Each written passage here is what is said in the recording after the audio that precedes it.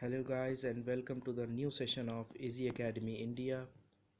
In this session we are studying class 10 maths and the chapter name is factorization. So let's get started. Here on the screen you can see the name of contents which are divided into 3 videos. The first 3 part, polynomial, degree of polynomial and division algorithm shall be studied in this session.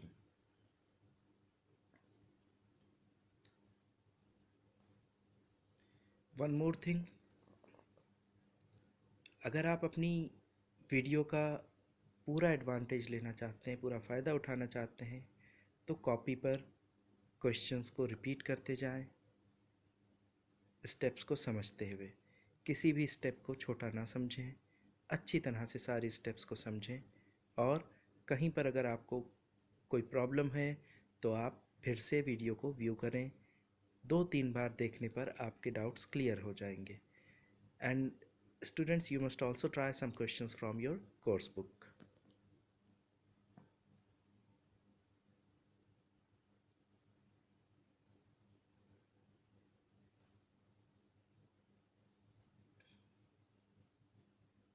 So पहला part है polynomial. तो guys आप algebraic terms के बारे में तो जानते ही होंगे। एल्जेब्राइक टर्म्स जो होते हैं उनमें एक न्यूमरल पार्ट होता है और एक वेरिएबल पार्ट होता है। जैसा कि आप स्क्रीन पर देख सकते हैं, मैंने यहाँ पे कुछ एल्जेब्राइक टर्म्स लिखे हैं। 4x² y, 3x to the power 5, 5x³ y³। इन सभी को एल्जेब्राइक टर्म्स कहा जाता है। ये कितने भी बड़े हो सकते हैं, इनमें कई एक वेरिएबल भी हो सकते हैं। अगर कोई एक ही सिंगल टर्म का है कोई एक्सप्रेशन, तो हम उस एक्सप्रेशन को मोनोमियल कहते हैं। इसी तरह अगर 2 टर्म्स वाला एक्सप्रेशन है तो वो बाइनोमियल कहलाता है। और इसी तरह अगर 3 टर्म्स हैं किसी एक्सप्रेशन में, so it is called a trinomial.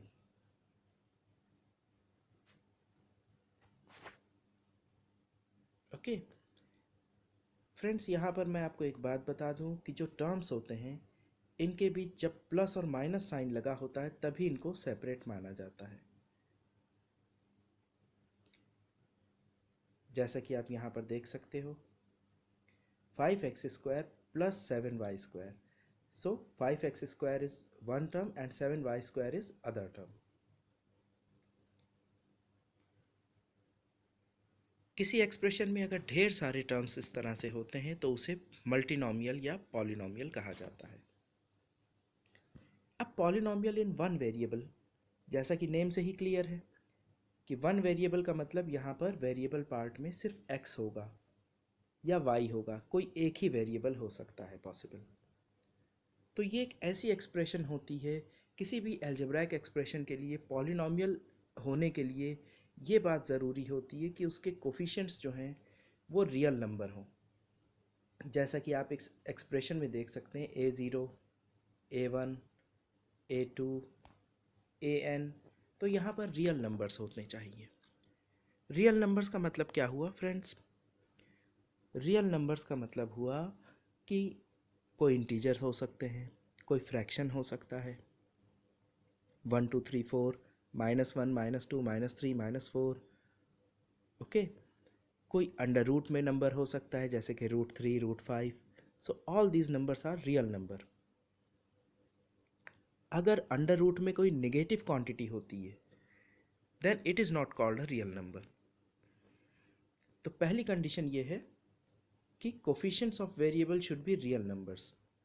And what is the second condition? The second condition is that the exponent of x should be a positive integer. कहीं पर भी x की जो पावर में नंबर होते हैं वो नेगेटिव नहीं होने चाहिए। ठीक है फ्रेंड्स, तो यहाँ पर कुछ एग्जाम्पल्स भी देख लेते हैं पॉलिनोमियल के। आप देखिए, पहली एक्सप्रेशन में कोफिशिएंट्स 4 3 2 5, -7 एंड -10। सारे कोफिशिएंट्स रियल नंबर हैं और कहीं पर भी x जो वेरिएबल है, जो वेरिएबल वाला पार्ट है, उसकी पावर कहीं पर भी नेगेटिव नहीं है। ठीक है फ्रेंड्स, तो पहली एक्सप्रेशन हमारी पॉलिनोमियल है। Likewise the second one is also a polynomial, it is also satisfying this two conditions. Now let's come to the third one. Third one में यहाँ पर एक्स स्क्वायर जो है वो डिनोमिनेटर पार्ट में है। अब जब हम इसको 23 के साथ लिखेंगे तो ये हो जाएगा x की पावर -2। अब पावर नेगेटिव हो गई है, so this is not a polynomial. और इसी तरह जब हम फोर्थ एक्सप्रेशन में देखेंगे तो फोर्थ एक्सप्रेशन में भी एक पावर नेगेटिव है, so fourth expression is also not a polynomial.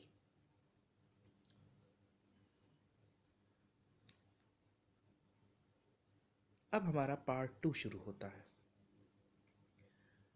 तो फ्रेंड्स, यहाँ पे मैंने कुछ पॉलिनोमियल्स दे रखे हैं और यहाँ पे हम डिस्कशन करेंगे कि what is degree of polynomial. Actually friends, जो डिग्री ऑफ पॉलिनोमियल होती है वो किसी भी पॉलिनोमियल में जो वेरिएबल पार्ट होता है उसकी हाईएस्ट पावर को कहा जाता है। जैसा कि आप फर्स्ट एक्सप्रेशन में देख रहे हैं कि यहाँ पर x की हाईएस्ट पावर है 3, so 3 is the degree of this polynomial. In the same way, in second expression, the highest power of variable is 2, so degree will be 2. इसी तरह थर्ड एक्सप्रेशन में अगर आप देखिए तो यहाँ पर तो कोई वेरिएबल ही नहीं है, तो इसकी डिग्री क्या हो जाएगी? 0।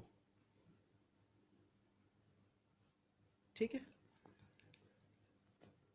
so the maximum exponent or power of the variable in a polynomial is called its degree. Degree हमें एक और इंफॉर्मेशन सप्लाई करती है, वो ये है कि जितने भी पॉलिनोमियल के जितने फैक्टर्स होंगे वही पॉलिनोमियल की डिग्री होगी। अगर किसी पॉलिनोमियल की डिग्री 2 है, जैसा कि क्वाड्रेटिक इक्वेशन में आपने पढ़ा था, तो उसके 2 फैक्टर्स होंगे, और अगर किसी की डिग्री 3 है तो it will have 3 factors.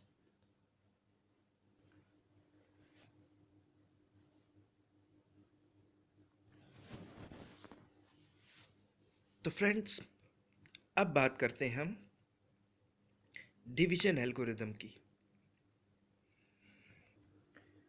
So friends, division algorithm जो है वो इस सेशन का सबसे इम्पॉर्टेंट पार्ट है, क्योंकि एक्चुअली जो रिमाइंडर थ्योरम है उसका प्रूफ भी एक डिवीजन एल्गोरिदम ही है। ये आप लोग अपने लोअर क्लासेस में पढ़ चुके हैं, तो मेरे ख्याल से इतनी परेशानी नहीं होगी। आपके स्क्रीन पर ये जो स्टेटमेंट लिखी है, जो रेड कलर से मैं अंडरलाइन कर रहा हूँ, ये स्टेटमेंट है डिवीजन एल्गोरिदम की।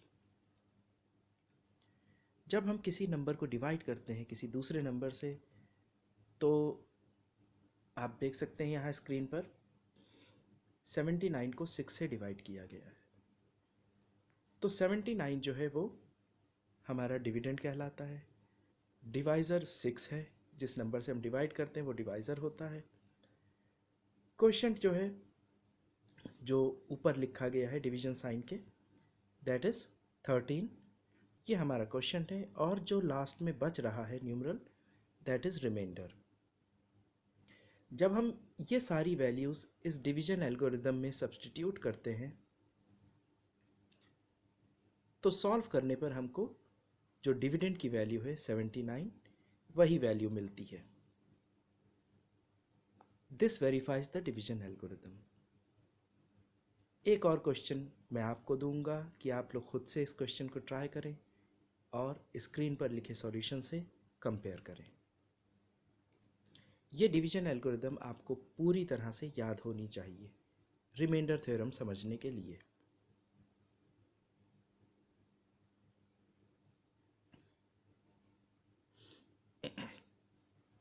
अब फ्रेंड्स, हमारे सामने प्रॉब्लम ये है कि हमें एक पॉलिनॉमियल को डिवाइड करना है एक दूसरे पॉलिनॉमियल से। तो सबसे फर्स्ट कंडीशन जो आपको चेक करनी होती है वो ये कि दोनों ही पॉलिनॉमियल स्टैंडर्ड फॉर्म में हो। स्टैंडर्ड फॉर्म का मीनिंग क्या हुआ? स्टैंडर्ड फॉर्म का मीनिंग हुआ they should be in decreasing order of the power of their variable. जैसे पहले आया x की पावर 3, फिर x की पावर 2, फिर x, फिर x की पावर 0 जहाँ कुछ नहीं है। लाइकवाइज इसको भी हमने देखा कि डिवाइज़र को भी, कि डिवाइज़र में भी x की पावर जो है वो डिक्रीजिंग ऑर्डर में होनी चाहिए। ठीक है फ्रेंड्स, अब हमें करना क्या होता है जब हम डिवाइड करते हैं एक पॉलिनॉमियल को दूसरे पॉलिनॉमियल से, तो सबसे पहले जो डिविडेंड है उसकी जो हाईएस्ट पावर वाला जो वेरिएबल होता है उसको हम लिखते हैं, और फिर इसी तरह डिवाइज़र की जो हाईएस्ट पावर वाला वेरिएबल होता है, जैसा कि डिवाइज़र जो है वो है x-2, तो हाईएस्ट पावर उसमें x की पावर 1, उसको इस तरह से अपॉन करके लिखते हैं दोनों को, और देखते हैं कि क्या आंसर आ रहा है। So the answer will be x²। अब इस x² से हम इस डिवाइज़र को मल्टीप्लाई करते हैं। x² से हमें मल्टीप्लाई करना है डिवाइज़र को। x² मल्टीप्लाइड बाई डिवाइज़र क्या है यहाँ पर देखिए, x-2। ओके, तो जब हम इसे मल्टीप्लाई करेंगे तो हमारा आंसर कुछ इस तरह आएगा, जैसा कि आप देख सकते हैं स्क्रीन पर। x² को हमने x-2 से मल्टीप्लाई किया, this is our answer. Okay, तो इस आंसर को हमें x² क्वोशिएंट की जगह पे लिख देंगे, और इस आंसर को x³ - 2x² इस प्लेस पर लिखेंगे और फिर सब्ट्रैक्ट करेंगे। ठीक है, तो इस पूरे प्रोसीजर को आपको रिपीट करते रहना है पूरे थ्रू आउट द डिवीजन सम। तो देखिए आपके लिए मैंने किया हुआ है यहाँ पर। जब सब्ट्रैक्ट करेंगे तो ये x वाला पार्ट कैंसिल हो जाएगा और ये हमको मिलेगा 12x² - 37x + 26। अब गाइस, अब तक के जो भी हमने किया था, अब उसके आगे हम फिर से उसी प्रोसीजर को दोहराएंगे।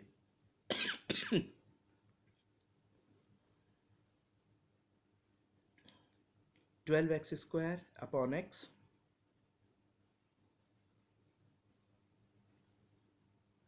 आप देख सकते हो कि यहाँ पर अब जो पॉलिनॉमियल डिवाइड करने जा रहे हैं उसकी हाईएस्ट पावर है 12x² और डिवाइज़र का x। तो इसको हम 12x² को डिवाइड करेंगे x से।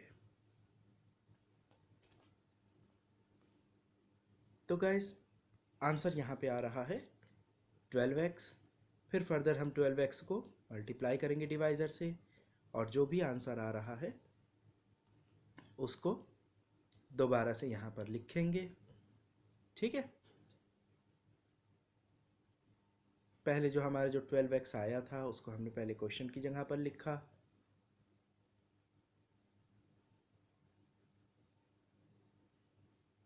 और फिर उसके बाद इस जगह पर इस तरह से लिखकर जब हम सॉल्व करेंगे तो हमें फिर ये रिमाइंडर मिलेगा -13x + 26। अगेन फिर हम उसी प्रोसीजर को फिर से रिपीट करेंगे, -13x divided by x। x cancel out हो जाएगा और हमें आंसर मिलेगा -13। फिर -13 को x-2 से मल्टीप्लाई करेंगे।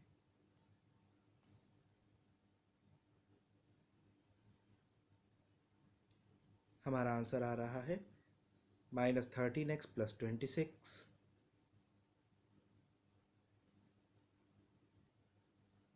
इसे इस तरह से लिख करके हम डिवीजन को पूरा करेंगे।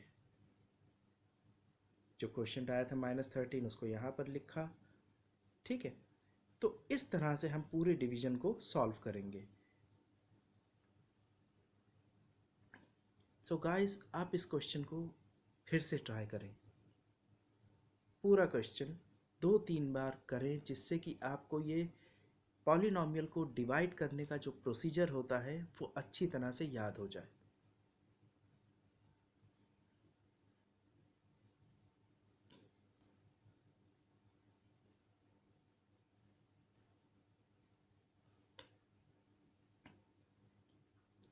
Here I have given some questions to practice it for yourself.